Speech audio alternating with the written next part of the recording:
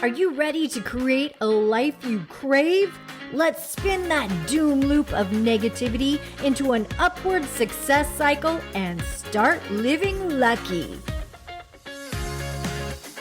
Good morning. I'm Jana. I'm Jason. And we are living lucky. People don't value their health until it becomes really, really expensive to get well. Oh, yeah. And it is expensive to get well. I'm telling you. When you're sick, that's all you want is to get better. It's like people spend their time making money throughout their life, right? They spend their time at the expense of their health. And then later in their life, they realize, oh my gosh, now I have to spend all my money to get my energy well back and because I don't have any energy to enjoy this life that I've built. Yeah.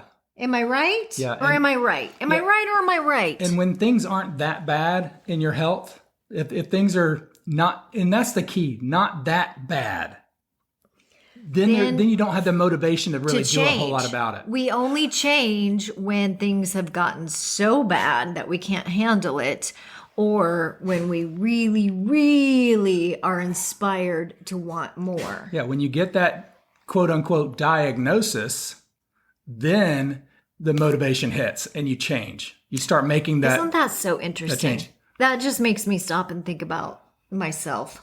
Yeah, a healthy lifestyle is an investment. It's not really an expense. However, we're in the middle of this understanding our microbiome, precision nutrition. We've been doing this thing called Viome. Now, if you join us for a virtual coffee, if you listen to our podcast, if you have been involved in any of our life coaching sessions, then you know that Jason is in the process of becoming a Viome certified coach. Yeah, a certified precision nutrition coach. For the company called Viome. Now, Viome is a huge company. In fact, if you watch the documentary that just came out in January, You Are What You Eat. You Are What You Eat, they talk all about Viome. And it's kind of new science that they are on the brink of. It is all about really getting to know the inside of your gut. And that will say all sorts of things about your mental health, about your physical health, about your emotional health, about energy levels, your energy, your it just carries over into every area of your life. And many times, I know, Jason, you gave me a quote right before we hit record about... I don't know the exact quote, but it's the one about that health isn't expensive or... It was the quote that said, people don't do well because they don't feel well. Oh, yeah. Many times people don't do well because they don't feel well. Well, you say it all the time. How are you showing up in life? And if you don't show up fully and authentically and with energy, because energy is contagious, if you show up in low energy, feeling lethargic, feeling unhealthy or not at your best, how do you do? Then that's what you attract. Do you get the results of your best? Because the way we feel is the way we communicate with the universe, and it is literally telling the universe how excited we are about our dreams. And if you don't feel well, or if you're not in those higher vibrational emotions, then the universe thinks that you're disappointed. And then think about it. Think about it this way. If you are buying your kids presents and one child is like, oh my gosh, thank you so much. I love it. I will play with it every day. And they play with the gift that you gave them, and they just love there's ultimate gratitude for it. They are just so grateful, and you can tell that they use it and that it excites them and that it brings them joy. Aren't you, even if it's in your subconscious, aren't you more apt to provide them more gifts in that specific area of their life? Yeah, because you've just inspired them. You've given them that fuel. Whereas the child that says, "Oh, great, thanks." Yeah. Yeah, socks. What's next? That's what I needed. What else can I look for? Cool. Then you're going to be like, okay, well, they must not have liked that. So I'm not going to continue to give them things that they don't like. It's like we teach the world how to treat us. Their love language isn't gifts. Their love language isn't abundance. And one of the other things is that food is like nutrition is our first level of medicine for ourselves. It's what fuels us. Food is our fuel. Okay, so we're kind of spread out in our conversation because that's how Jason and I speak. But what we're really trying to say is in the last few months, we have gotten our Viome results.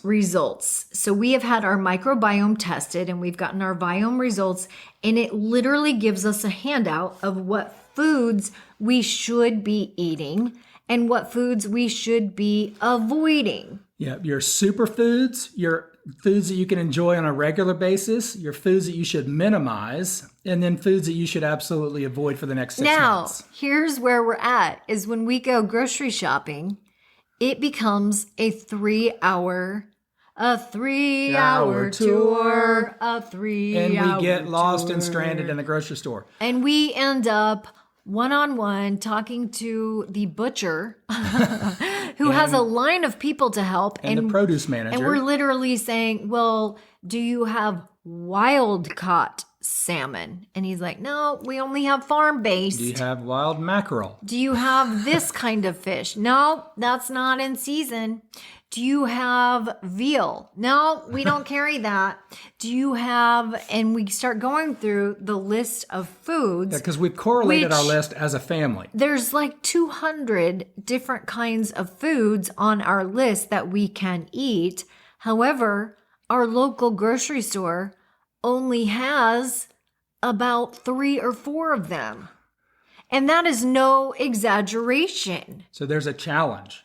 And what I'm really trying to say is that if we really get granular about what we're eating, you might be surprised. Yeah. You might be surprised. I mean, farm-raised fish is really what almost all of the grocery stores are carrying. And farm-raised fish carry a lot of things that we normally wouldn't have to worry about in wild caught fish. But now, because they're farm raised, there's so many fish in such a small area, and they have to use antibiotics, and they get, one fish gets a virus, it spreads throughout all the fish. It spreads like a virus. And they can't catch it early enough. So then we're eating that. And then we're also eating the antibiotics that they give the fish. And then all of those fish are pooping on each other. Yeah, they are. I mean, I hate to say that, but they all are. There's fecal matter and all sorts of things that they're just swimming in these small little confined areas.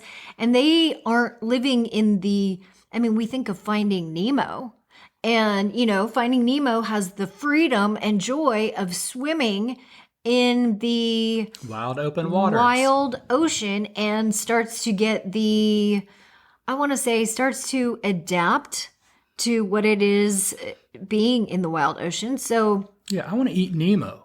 No, not that you should eat saltwater fish, but anyway, I'm getting into all sorts of things. What I'm trying to say is, we face so many issues just trying to get the healthy food. And it's hard to be healthy. But it's and maybe that's a limiting belief. But for us, making this change has been hard. I think one of the things is it's become so convenient to get whatever's closest on the shelf from the closest shelf. Yes. I mean, there is a convenience store on so many corners. There are grocery stores within a couple miles of almost everywhere where we live. Yes. And I know that there are food deserts, but food deserts are even worse because they're restricted even more. I don't even know what is a food desert. A food desert is an area in a city where grocery stores aren't coming in, but they have literally convenience stores. So you're getting all your grocery shopping from a convenience store or a... Am I the only one that's never heard of a food desert? Raise your hand if you've heard of a food desert before. I've heard of it mainly through my work with nonprofits because it's in inner cities that have poverty. Yeah. A lot of the grocery stores move out because of crime, because of whatever. And then all you're left with is a bodega or a convenience store. I don't see anyone raising their hand, Jason. And nobody is raising their hand. And literally now all they have is packaged material, highly processed material, fast food, a McDonald's, something like that. And that's where they're getting all their nutrition from. I mean, the butcher was getting so frustrated with us because we started naming... I have a job to do. We were like, Turbo? What was the name? Turbot. I have no idea what it is. I should look it up. It's a kind of fish. Turbo, yeah. And then there were all these kinds of fish that I'd never heard of.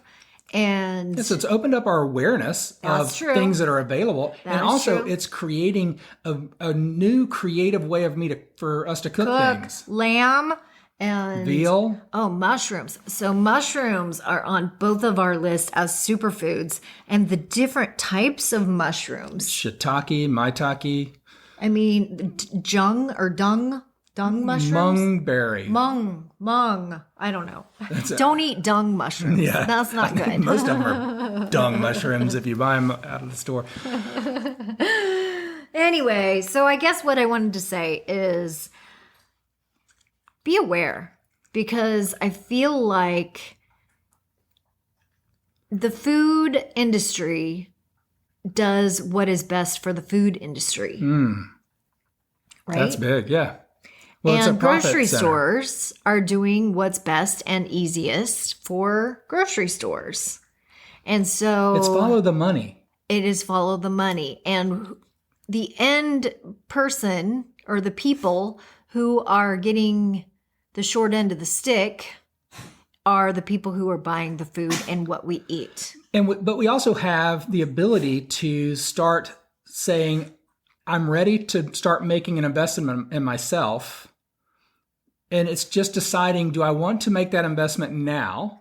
But people don't realize, because people are walking around and they're not feeling good. People are walking around and they have low energy, and it has become normal.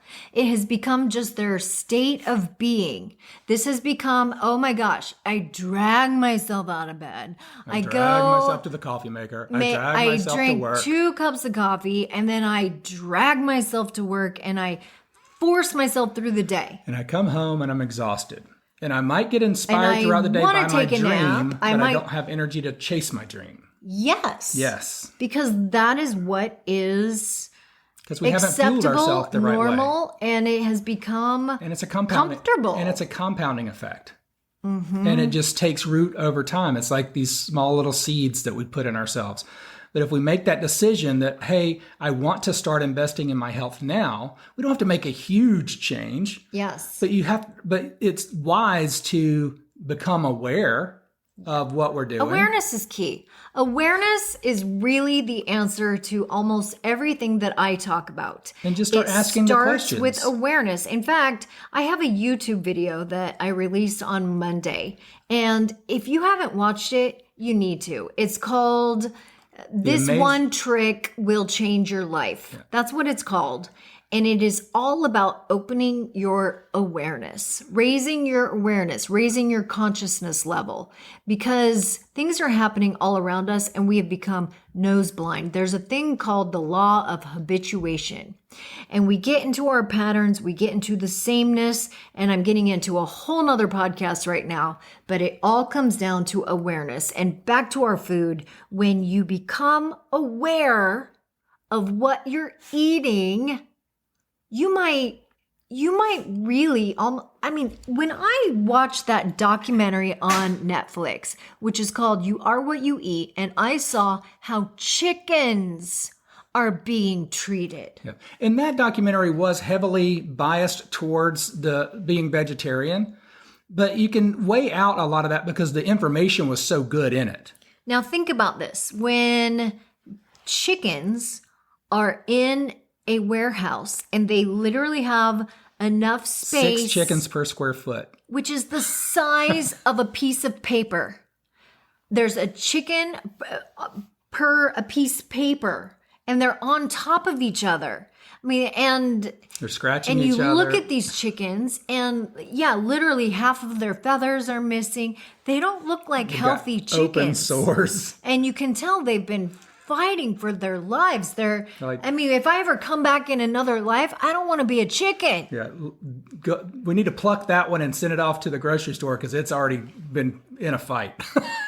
And the thing about it is if you spend your life fighting and just, I mean, really in survival mode, think of the hormones that you're producing. And then even when you... On top of what you're being injected even when you do get sent to the butcher or to the grocery store or however that whole process works, the person that eats this chicken is not getting a healthy chicken who has lived on the farm like I picture. I mean, we all picture a farmer in the dell. There's so many people in the dell. that have no idea where an egg comes from. I picture chickens, just roaming and maybe having a little chicken coop that they can go to keep safe and out of the storms and, a place to lay their eggs. But for the most part, they have free reign. They live on a farm. That's not the way it is. They live in a freaking warehouse on top of each other. Yeah. Oh, I'm sorry. I'm getting all upset and... Just be aware of what you eat and decide, do I want to... Because we are what we eat. We are what we eat. And if we don't pay attention now, I guarantee you at some point in your life, you are going to need to pay attention because it affects not only your physical health, it affects your mental health, your emotional health. It will affect every area of your life. And you're probably going to have that moment of when you have to pay attention right in the middle of when you're wanting to pay attention to something else more. Like it's that time when I finally retired. I finally made that life decision to go chasing my dream. And now I realize that my health is in such poor state that I have to focus only on my health to get back to a place where I can chase my dream, where you can actually just make that decision right now and start leaning into a healthy lifestyle. Great. That's not what I want to be spending my money on. I would rather spend my money now on driving all the way across town to a fresh market looking for these kinds of fish that I've never heard of. Fresh market, the farmer's market, Pike Place Fish Market. Anyway, I hope this helps someone out there. And if so, please email us at admin@startlivinglucky.com.